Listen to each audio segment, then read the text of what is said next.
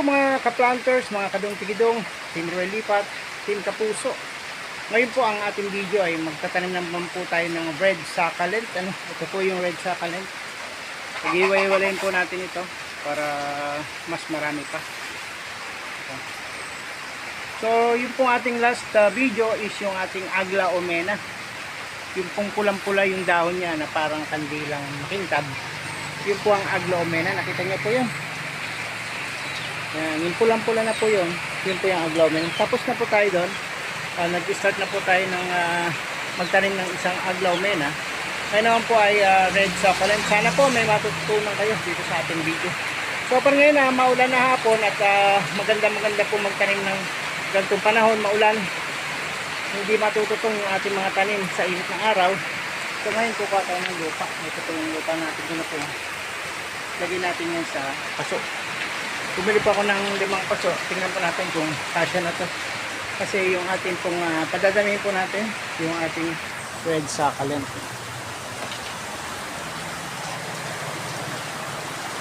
So yun po nakita natin yun nung may tinda po sa organic plants doon po sa sentruhan. Ay mahal din po, no? Nasa 200 o 150 yung isang ganitong halaman. Ang ganda po, no? Okay. Kala mo plastic, pero buhay po. So yan, binabad na po natin bago nyo pag-hiwa-hiwalayin. Binabad ko na yan sa tubig yung lupa nyo.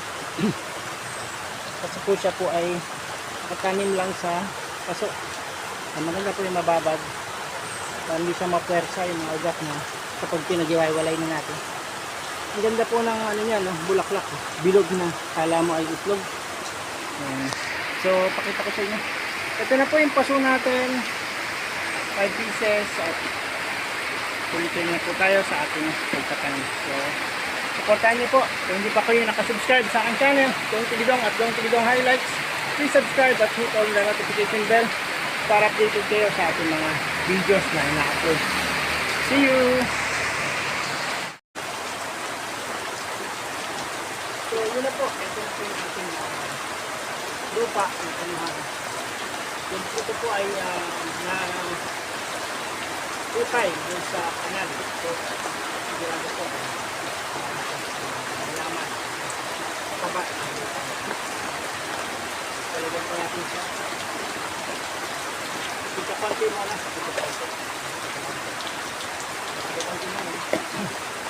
Parang ganda na abot yung ibigay. So 1/4. Mamaya po, itatanong mo namin yung aglaw na dalawa na pahanapin po.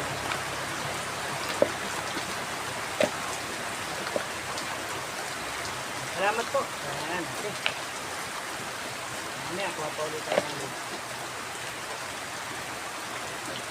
So, susunod naman natin topic yung mga organic na mga balat ng saging, balat ng kapag-kahoy.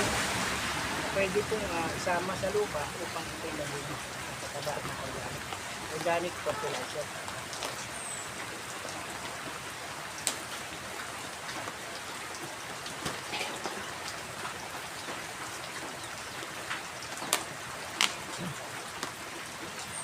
Ito, dami mga ugat. Babad na po siya. Dami mga ugat. So, nag-supling na siya ng nag-supling. Gawin natin yung original ng lupa. Lagyan din natin yung ating paso. Ating bago pa. Hindi siya manibago. Bagong lupa. Kanyang bagong environment na lupa. Hindi siya manibago. Ayan, makapal po yung kanyang ugat. Babawasan po natin ang ugat.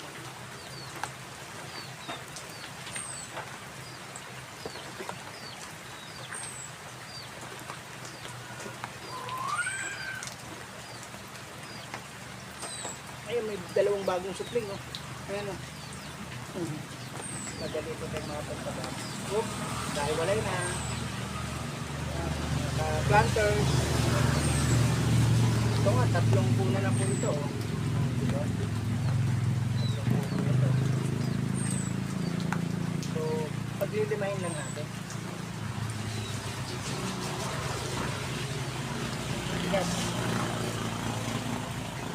na yung cover.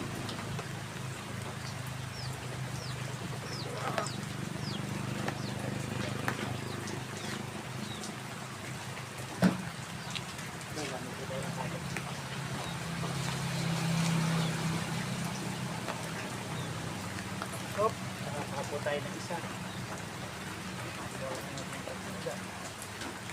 Tapos, lilipat pa natin dito.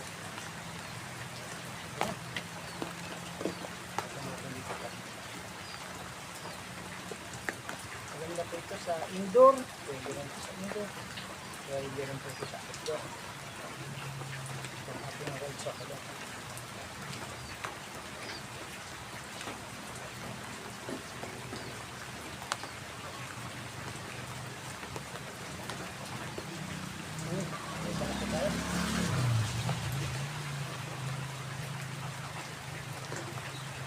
Ayan.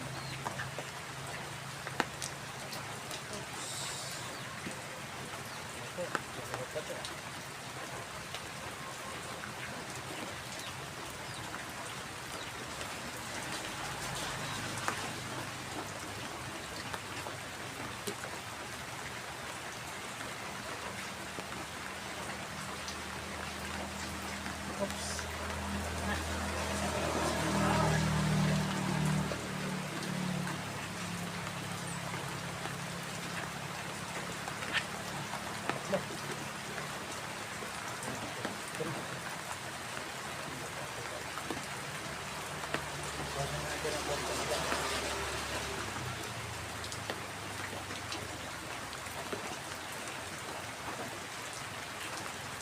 Ayan, tayo po nakapote.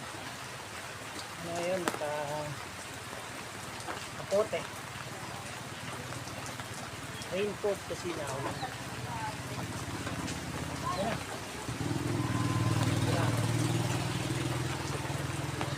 Dapat na may supling na. Pagbuhasan natin ito ng isla.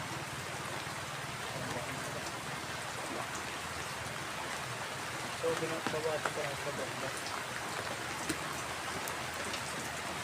Ito po yung magsusupling na. Magaling na po nga dumama. Baka tayo naman ng lupa kasi wala. Meron pa tayong nakaredy nga talong mga pantalong dalawa. Kasi lang supling na.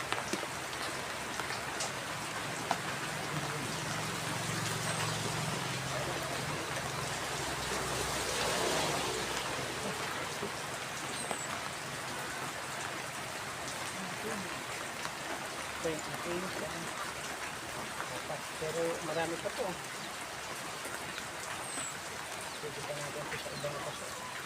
Bili pa tayo ng ibang paso. Ito. Ito natin yung ibang ugat. Ito yung gamit ito.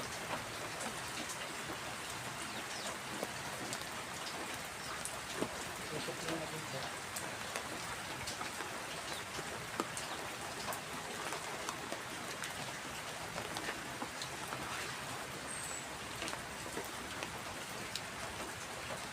Ito po, nabebenta nyo ito ang 150 to 200. So, may sama na yung paso. So, 230. 30 kasi yung ganitong paso. Ano? So, may natira pa na ilan to. Dalawang pantanin. Bawasan natin ang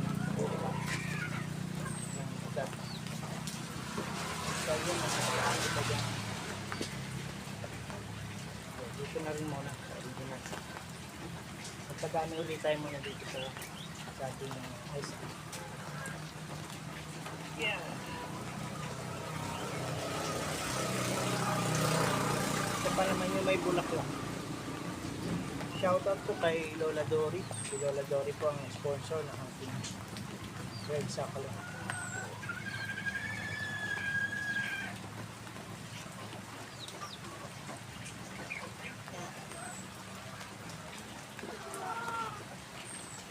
Tayo ng lupa kasi may transport pa tayong isang aglaw mena po.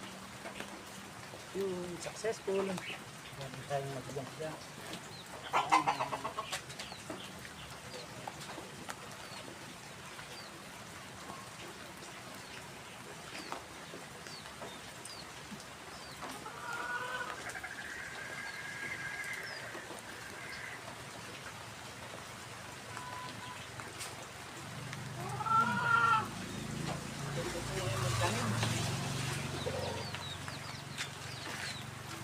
Ganda po ngayon magtanim kasi nga po ay tag-ulan, tag-ulan.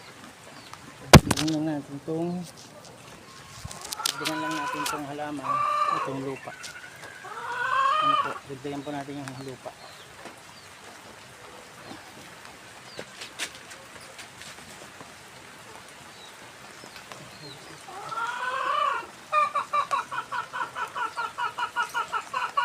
Ito yung lupa, lagay ko muna dito yung lupa. Buka ko tayo ng paglaban.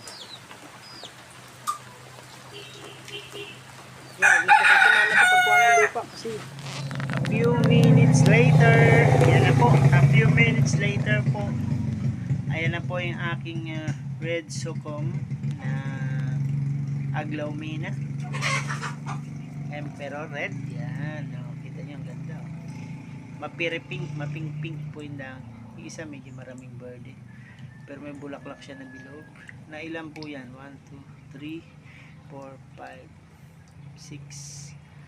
Ayan. Salamat po for watching. Salamat po. Sana po may natutunan kayo sa ating today's video ang pagtatanim ng aglaumena red sucum.